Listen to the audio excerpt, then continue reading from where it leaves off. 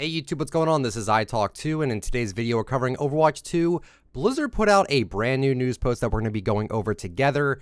This is going to be just more like an audio podcast sort of style thing. I do have some questions about everything that is going on here, but overall these are all very good steps in the right direction, especially for cosmetics. As you guys know, I am a huge proponent of Overwatch cosmetics. Actually, I do have my Overwatch right here, so I will be going back and forth between these two things whenever I need to make a reference to a particular thing.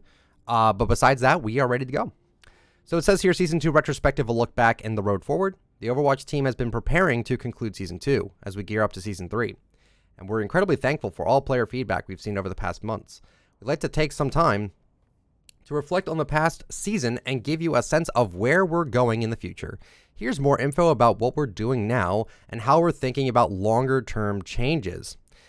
We watched Ramantra closely when he first released, including community gameplay and conversations. We started asking ourselves some challenging questions about his kit's performance based on your feedback. What was the community's first impressions of his kit? Is his kit approachable? Which abilities and moments are resonating with our community? What are the sore spots? The next set of questions focused more on his viability, how he's performing as players learn how to play him. What compositions is he fitting into? Are there early dominant strategies? Answers here help us decide if we want to make any changes to the hero within the first 2 weeks before they enter competitive play.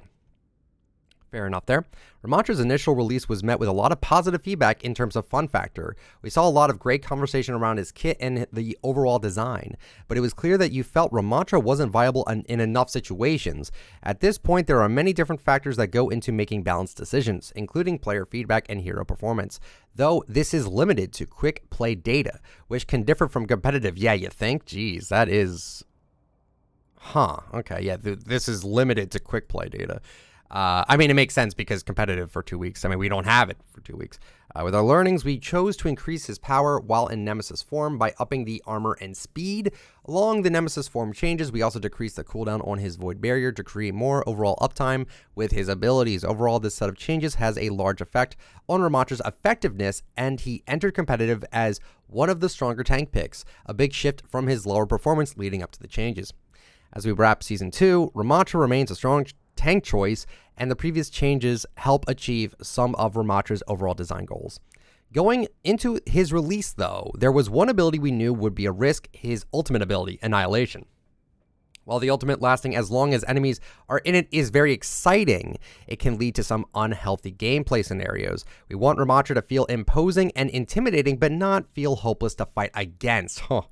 In Season 3, we'll be changing the timer on Annihilation so that it will tick down slower if enemies are in it. Previously, the timer was paused entirely, and adding a cap of 20 seconds. This is a very, very, very good change here.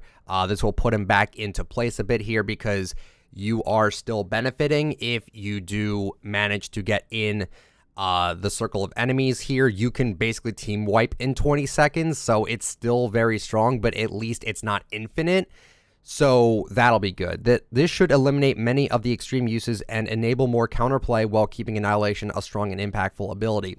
So in my opinion, what they could have done here is they could have made it so Annihilation didn't go as far, because I feel like the radius for it is so large and it takes up so much of your screen, and there's a lot of like, I like to call it like eye bleed, where you just see a whole bunch of like lights and shields and stuff like that. Like this was back in Overwatch 1 where we had, you know, some Metra ult, you had Reinhardt shield, Sigma shield, Orisa barrier, remember that?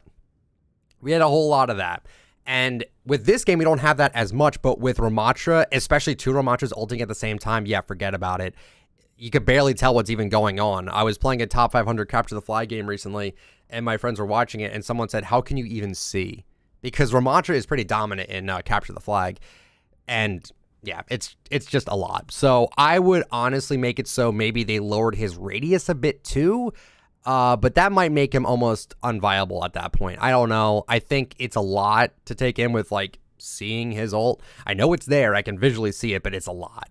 So it's something to think about. Maybe what they could do is, I don't know. Again, I'm not like a top pro player, but like the 20 seconds does seem like a lot. If they lower the radius, that might like make him a little bit more balanced, but we'll have to wait and see.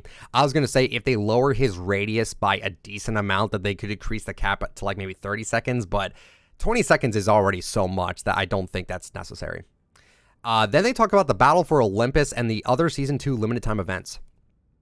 They say here, we set a goal in Overwatch 2 of having more frequent in-game events and unique limited time game modes.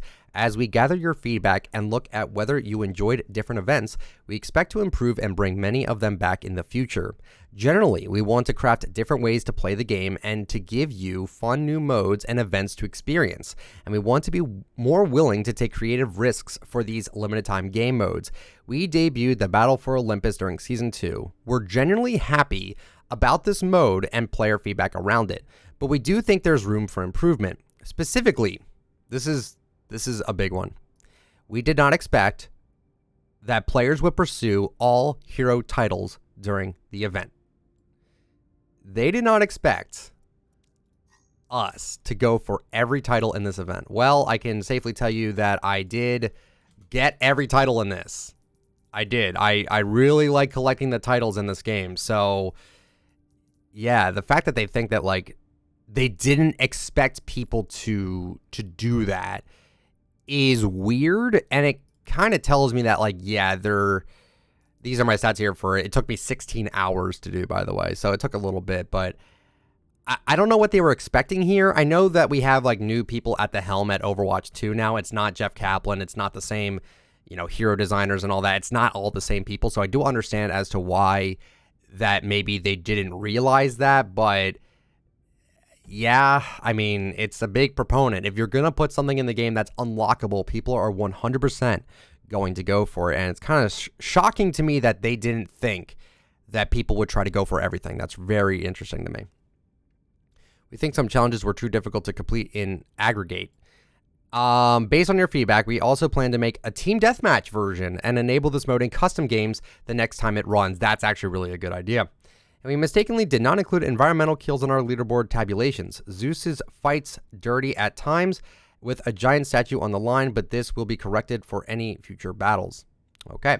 We also brought back the Winter Wonderland and Lunar New Year events. Millions of new players have come in to play Overwatch 2 and been able to experience these events for the first time. However, we've heard and understood the feedback from Overwatch veterans that these events don't feel as exciting when they come back around, particularly if you already own the event reward, as that was the case for some players in the Lunar New Year event. We are working to offer rewards that are new for all players more consistently.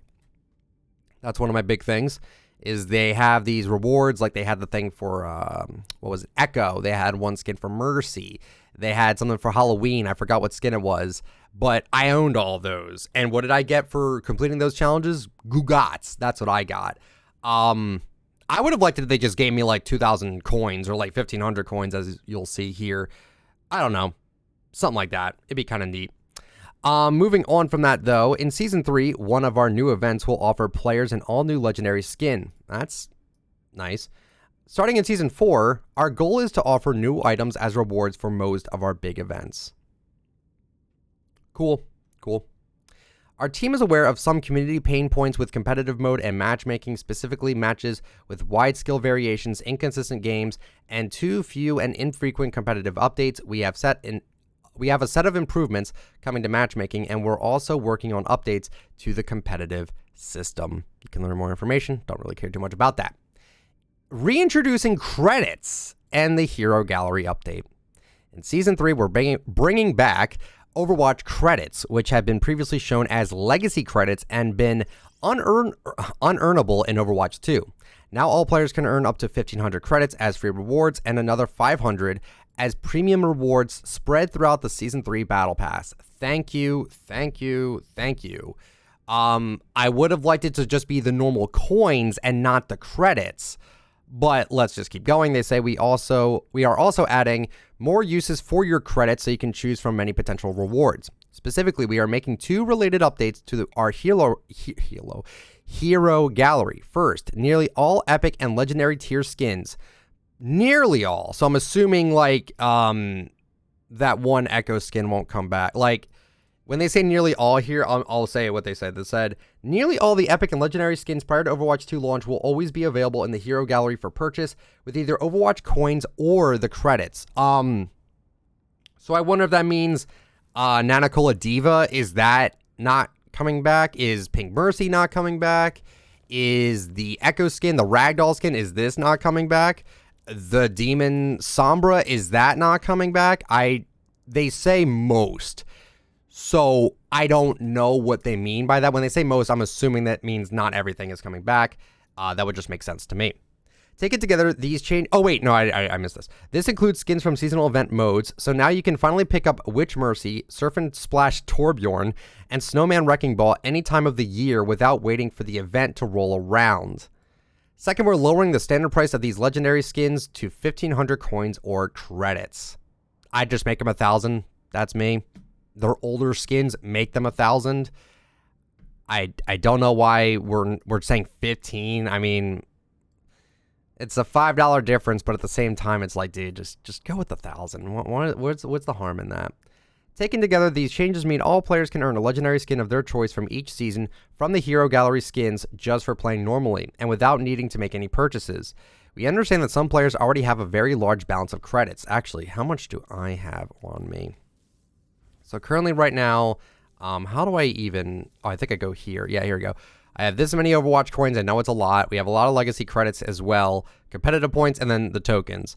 This is all that I have, and yeah. So I have a lot of these legacy credits that are just doing nothing. I usually just buy out all the stuff, like, for example, with, like, Ramatra. When Ramatra came out, I bought every skin besides the one you earned from the Twitch drops. I did buy, like, construction. I did buy the all these because you might as well with your normal credits, not the coins. So that's what I did with that. But yeah, pretty interesting there. By the way, this Ramatra skin, it's so good. And I did buy gold for it recently because he's meta in Capture the Flag. But Capture the Flag ends soon, so yep. We understand that some players already have a very large balance of credits. To ensure all players feel rewarded for the time they spend playing, we're looking into additional ways for players to use credits in the future. I'd say just make them into normal coins. I'm just saying, like, you might as well throw your veteran players a bone. You know, like, if we've been supporting your game for a while, you should probably give us some compensation for doing that with the credit system at least. Like, I don't know, make it so we can just buy the cosmetics with that, and then once that's gone, you know, but they're saying that you can earn it, so it seems like it's gonna be a little bit interesting there. These changes aren't the end of our journey to make Overwatch 2 a more rewarding game to play. They're just the beginning. We have more updates coming in future seasons, and we'll be reading your feedback to understand what's working and what isn't for all of you. This is nice. We think it's very important to share long-term plans about game features and updates, but it's possible that some of these things may change as we continue to develop and test these plans while listening to player feedback. Generally, we want to add or improve systems that better celebrate players' matches to match as well as across seasons. One angle we've been exploring and revamping is our On Fire system to highlight when you're having a particularly, I can't say that word, impressive performance within a match, and we're still in the early stages. We have begun design work on a hero-based progression system that would showcase the energy players put into playing each hero and mastering their different capabilities. We know this is an area that you all care deeply about, and we'll be looking forward to providing more updates as we continue our work here. Thank you for sharing your support and feedback. It's what enables us to make positive changes to the game. We cannot wait to hear from you in Season 3. So overall, these are pretty positives here. They're lying about the cost of old skins. Yeah, old skins were 1,000. It's pretty interesting there. Just seeing if there's anything that necessarily anything that like tickles my fancy here. Yeah, people are still pretty upset with like everything. I mean, you got to give them a bone here. At least they're listening, right? So we'll see. We've begun to design work on a hero-based progression system that would showcase the energy players put into playing each hero and mastering their different capabilities. If you want to know what this is most likely, it's probably this here. If we go to challenges and then we go to hero, you have these icons here that you just earn by winning games. This is very basic because what if you already have the icons? They're just icons at the end of the day. But there are these icons as well that have not been used yet. If I think I go to career profile, then I go to customization, there's a whole bunch of icons right down here that I do not have yet. I just don't have these. And this is most likely for like what they're talking about here. I imagine maybe winning 100 games as a character will give you one of these silhouettes or something like that, which is a fun thing to grind for. I think that'd be like a nice little idea for the lifetime challenges. Why not? So I said there was a few things they need to address that they did not address. And I'm gonna talk about it right now. So number one, the credits are still very expensive. Okay, if we look at the price on these, they're still very, very expensive. Now, I know people probably see this and like, what you really spent all this money? I saw something on Reddit, and I started doing something that allows me to do this. I'm not going to say it out loud or anything like that because I was told to really keep it hush hush. So I'm not going to mention that, but I'm just letting you know right now, no, I did not blow $600 on all of this. I had some method that I used. So it's completely legal as well, by the way. I didn't like do any cheats or anything. But yeah, the coin price is still expensive, and it's so much so that I have to go out and use different means to get these coins instead of buying it the way they want me to. I'm not going to do that. And then that needs to be addressed. That I think is still too low, or it's still too high. Regardless if you make the prices of the skins lower, I still think that this should be way lower too. Not way, way lower, but like, I don't know. I mean, if you copy Fortnite, I mean, Fortnite's got it way better. And again, this is a first-person shooter. You do not even see your skin most of the time. What is the harm in just lowering the prices on these? On the cosmetics. Overwatch League. I made a whole video about it, but it is criminal that you upped the prices of these from 100 to 150. And then you also increase the price of the tokens. So you can't even buy a whole team's worth of skins for the max amount anymore. You can only get like, I think it was like 17 skins that are just recolors. Like, I don't get this. This is, I'm assuming this has to do with what's been going on with the Overwatch League. There was like some things going on about like how teams are suing Blizzard because they're not getting any profits, because Overwatch League just isn't that popular. So maybe that's why they're like increasing the prices of all these, because if you didn't know, when you buy these skins, they do go back to the teams, which is nice. But the fact that like it used to be $5 a skin and people thought that was outrageous. And I defended it. I'm like, you know what? They're simple reskins. It's fine. And this was back when you could get skins for free anyway, through the loot box system. So charging $5 for these basic skins, I mean, some of the color schemes are great. Like, I love the Hangzhou Spark, Philadelphia Fusion. I love these color schemes. Florida Mayhem, like, really good color schemes. I thoroughly do enjoy these. But the fact that they increased the price of both the skins and the currency is criminal. I don't know how they're getting away with this. I don't know how they're not really speaking up about this. It's way too much. No one wants to do this. No one wants to buy these at all anymore. Again, the 2600 league tokens used to be $100. You increased it to 120 for reasons I don't know. And then again, the skins used to be 100 and now they're 150. I think that's just, I think it's criminal, dude. The reason why I got more, by the way, because I'm sure in previous videos they've increased. I recently connected both my PlayStation account and my Xbox account. So because of that, I got a lot more of my coins back and a lot more of my credits back. So that's why that kind of happened there. But yeah, overall, these are good steps for Overwatch 2. I'm happy that they're listening. I'm happy that they're actually doing something about it, because it was obvious to me that they were completely ignoring everyone's feedback on it, at least publicly. And they were just kind of waiting for the right time to really talk about it. I'm sure Activision has a lot to do with the prices here, because as you probably know, I cannot stand Activision. They ruined Call of Duty for me. They ruined the Guitar Hero series. They ruined Tony Hawk for me, besides that new remake. They ruin everything they touch by putting their greedy hands all over it. They're so greedy, they make EA blush sometimes. Like, it's crazy. So I'm happy to see that there is change happening. And I'm willing to give them a break on this, because, again, they probably just didn't have everything ready. I feel like this was, like, rushed out, this game, a little bit, because everyone really wanted the game to get in their hands right away. So probably with everything going on, they're probably like, oh, you know, we kind of rushed it and we didn't really think things through about disabling the credits and the cost of the prices of the skins and stuff like that. Like, I'm not expecting changes on day one. I'm not. I do want to give them a breather. I want to give them a chance to actually do something about what they're doing. But yeah, it's been a bit now, and happy to say that they're actually like listening and actually doing some changes. So that is good. Next thing I have an issue with that they did not address. Again, I don't think it's anything that big of a deal because most people don't even really know about this, but Master Ian Gamer did make a video about it. But there's a whole bunch of titles and things that we should be owning right now. Aztec was with the Sombra skin. I did not get it. Biohazard was for the Ramontra skin. I did not get it. Medusa, I'm pretty sure this was for Widowmaker. I did not get this. Constellations was for the Orisa skin. I did not get it. Labyrinth was for Reinhardt. Did not get it. Coastal was for Torbjorn. I did not get this. And then for Koi, it was for the Hanzo skin. I did not get that either. This is mildly frustrating that these aren't being granted out.